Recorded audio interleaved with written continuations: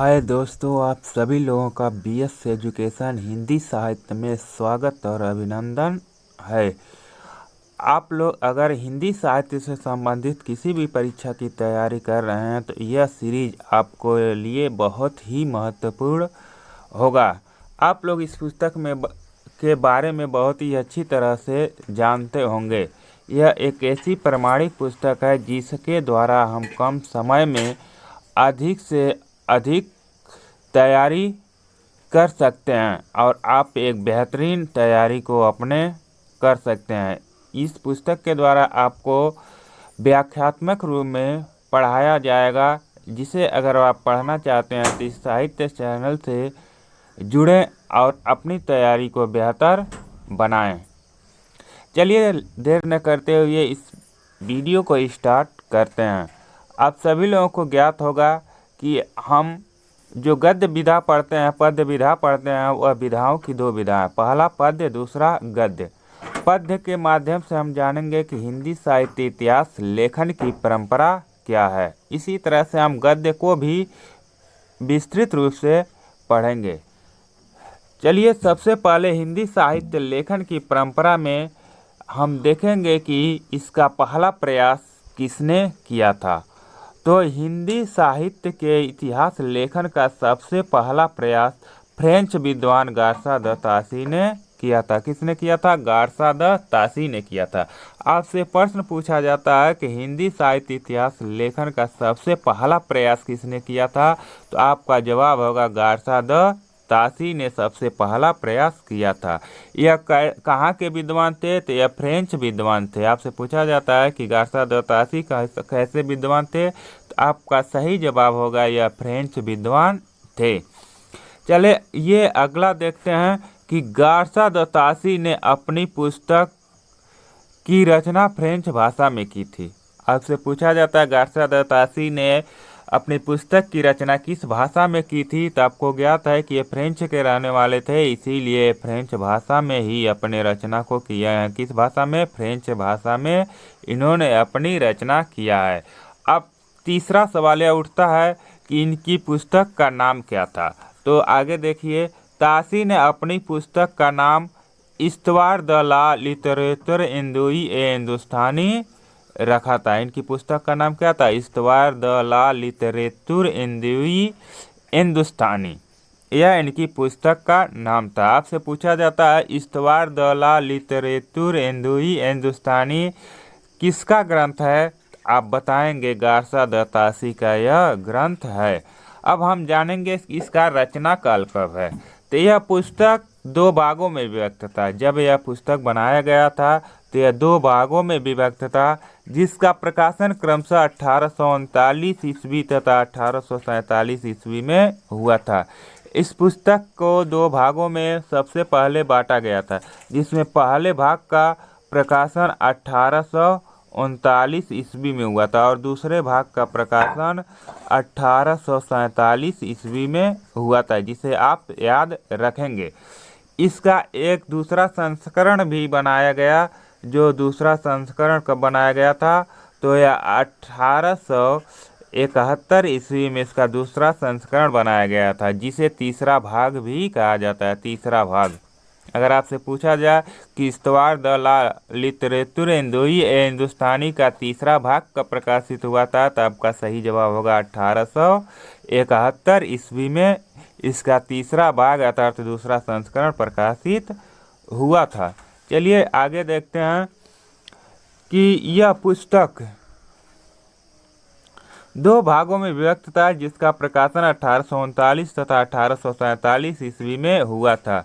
यह ग्रंथ great Britain और आयरलैंड की प्राच्य साहित्य अनुवादक समिति की ओर से पेरिस से मुद्रित किया गया था। जो यह पुस्तक था गार्सा द तासी का, इसका पूछा जाता है कि किस समिति के द्वारा इसको मुद्रित किया गया था, तो इसका ग्रेट ब्रिटेन और आयरलैंड की प्राचीन साहित्य अनुवादक समिति के द्वारा इसका मुद्रित या प्रकाशन कराया गया था। पूछा जाता है कहाँ से कराया गया था, तो यह पेरिस से कराया जाता है। कहाँ से? पेरिस से। यह दोनों क्वेश्चन आप याद रखेंगे। इस समिति का नाम क्या था? ग्रेट ब्रिटेन आयरलैंड की प्राच्य साहित्य अनुवादक समिति। कहाँ से प्रकाशित हुआ था? तो पेरिस से प्रकाशित हुआ था।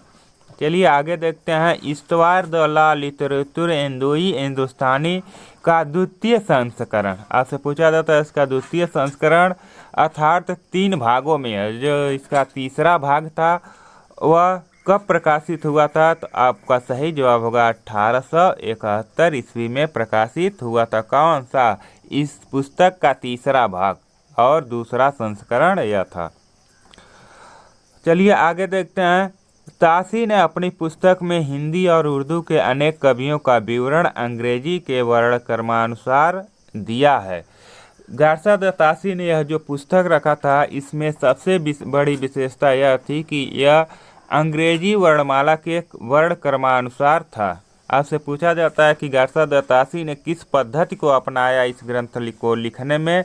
तो आपका जवाब होगा वर्णक्रमानुसार पद्धति को अपनाया था। जो कैसा था? अंग्रेजी यानी इंग्लिश के अल्फ़ाबेट के अनुसार इस पुस्तक में हिंदी और उर्दू के कवियों का विवरण लिखा गया है। जैसे आप लोग देखे होंगे रजिस्टर जो लिखते हैं उसमें अल्फ़ाबेट, जैसे ए के नाम से वाले बच्चों को लिखते हैं पहले, उसके बाद बी के नाम वालों का लिखते हैं, उसके बाद सी के नाम वालों बच्चों का लिखते हैं। तो ये क्या अल्फ़ाबेट वर्ण क्रमानुसार है। इसी तरह से इन्होंने ए अक्षर से कवियों के नाम वाले को पहले लिखा, उसके बाद बी नाम वाले कवियों का वर्णन किया, उसके बाद सी नाम वाले कवियों का वर्णन किया।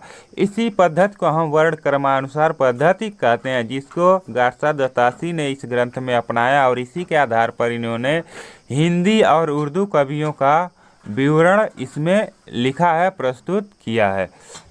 चलिए आगे देखते हैं।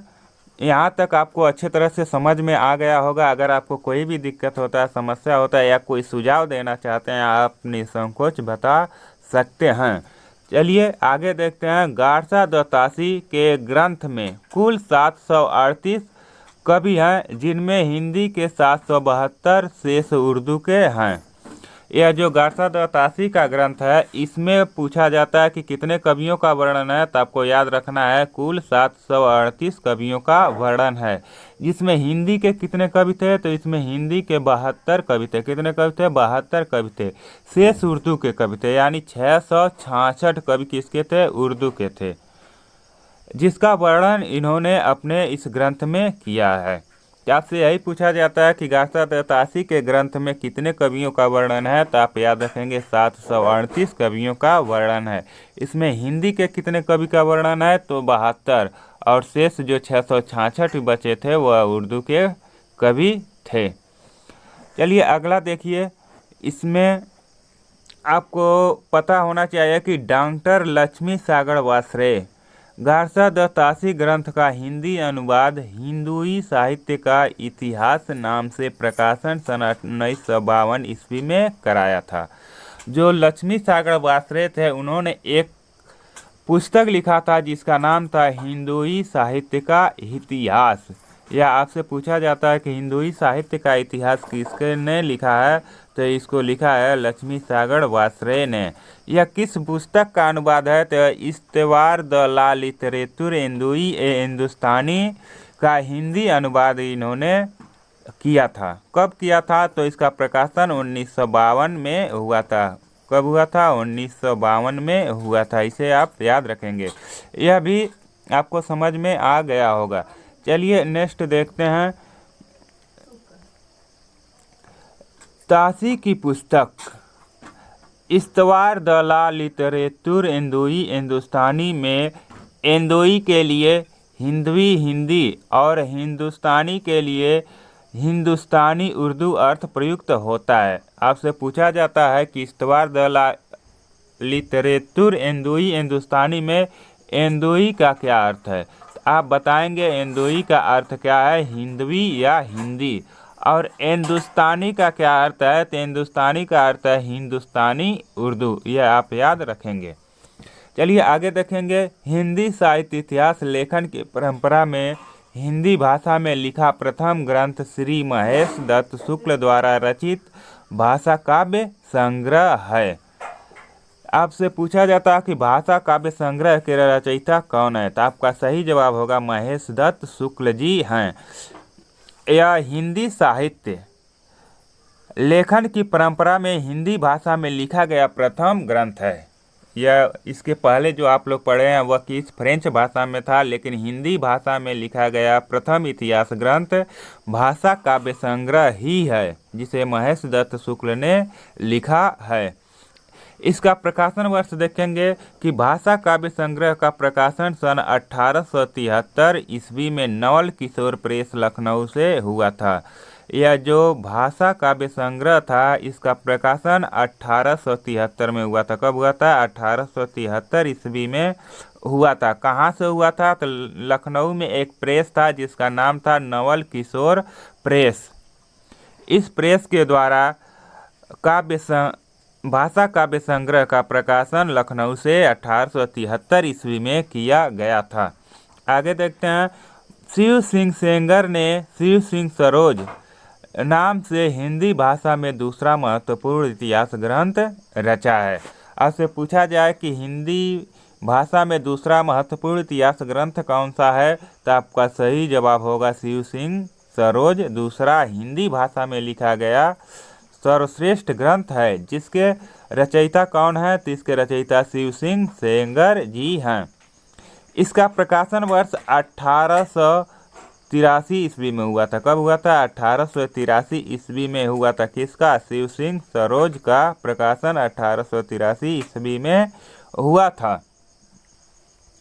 चलिए अगला देखते हैं।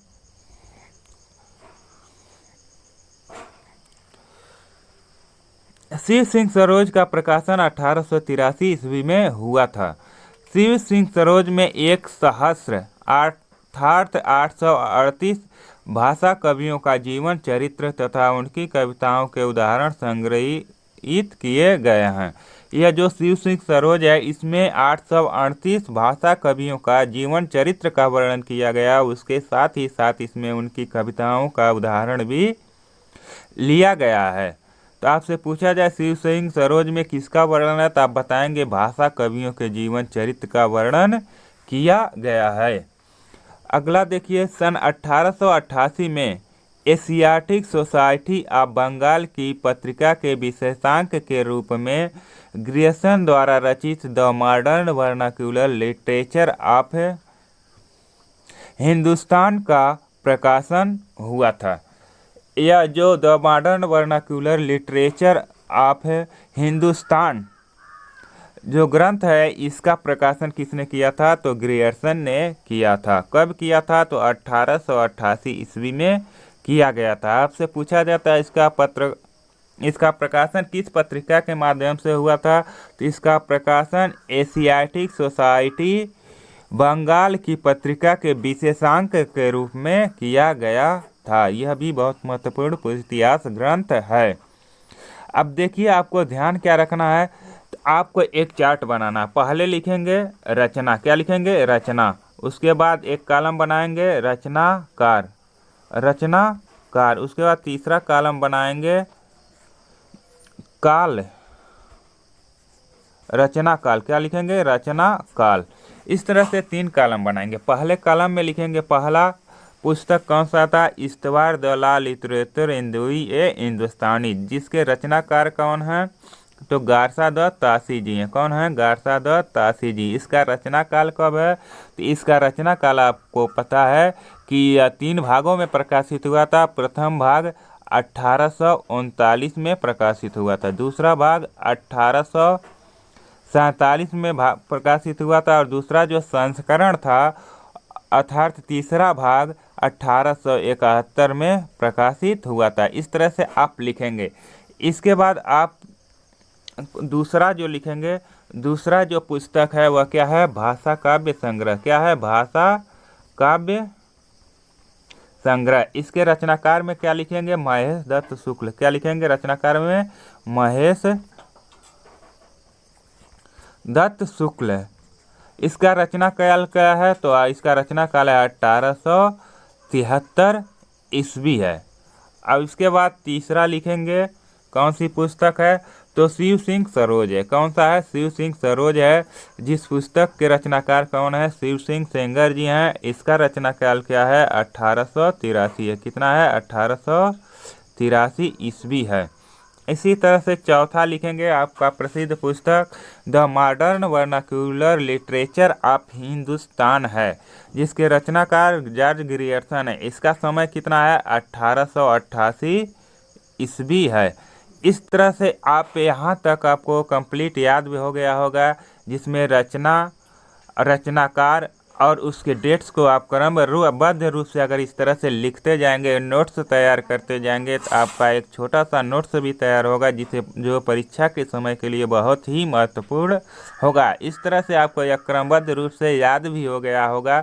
आपको कमेंट के माध्यम से बताना है कि यह मेरा छोटा सा प्रयास आपको कैसा लगा। अगर आप लोगों का सहयोग मिला तो इस वीडियो के माध्यम से आपको संपूर्ण पुस्तक को पढ़ाया जाएगा और उसे कंप्लीट कराया जाएगा। चलिए फिर मिलते हैं अगले वीडियो में, तब तक के लिए जय हिंद, जय भारत।